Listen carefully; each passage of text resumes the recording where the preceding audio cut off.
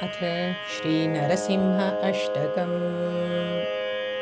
श्रीमदकलङ्कपरिपूर्णशशिकोटि श्रीधरमनोहरसटापटलकान्त पालय कृपालय भवाम्भुधि निमग्नं दैत्यवरकालनरसिंह नरसिंह।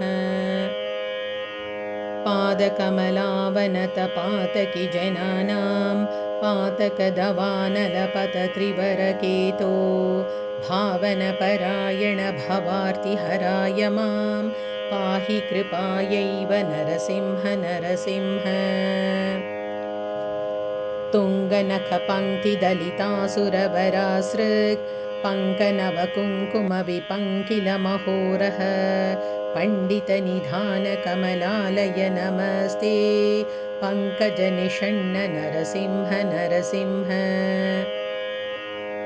मौलिषु विभूषणमिवामरवराणां योगिहृदयेषु च शिरस्सु निगमानां राजदरविन्दरुचिरं पदयुगन्ते देहि मम मूर्ध्नि नरसिंह नरसिंह।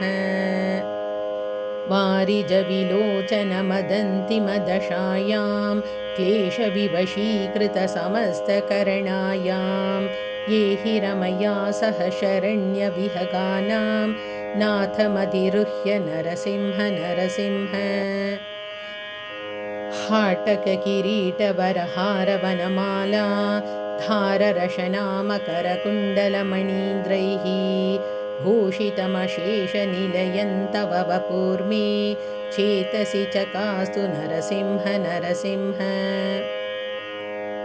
इन्दुरविपावकविलोचनरमायाः मन्दिरमहाभुजलसद्वररथाङ्ग सुन्दरचिराय रमतां त्वयि मनो मे नन्दितसुरेश नरसिंह नरसिंह।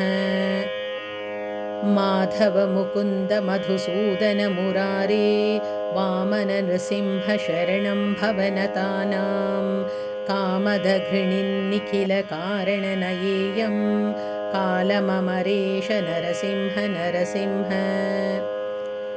अष्टकमिदं सकलपातकभयघ्नं कामदमशेषदुरितामयरिपुघ्नं यः पठति सन्ततमशेषनिलयन्ते गच्छति पदं स नरसिंह नरसिंह।